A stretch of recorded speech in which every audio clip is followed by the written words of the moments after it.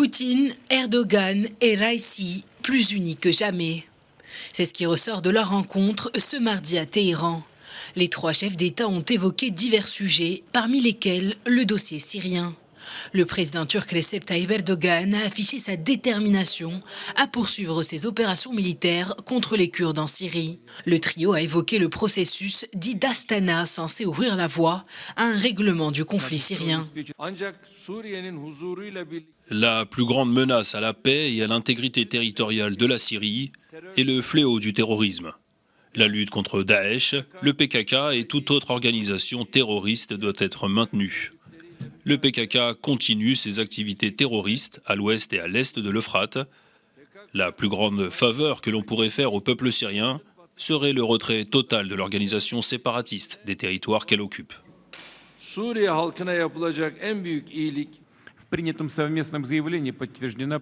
La déclaration commune adoptée réaffirme le renforcement de la coopération trilatérale entre la Russie, l'Iran et la Turquie, dans l'intérêt de parvenir à une normalisation durable et viable en Syrie.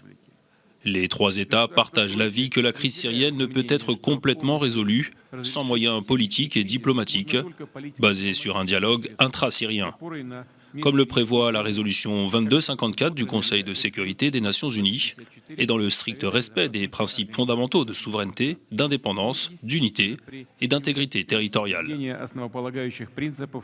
Ce sommet a également été l'occasion de renforcer les coopérations dans les secteurs du gaz et du pétrole.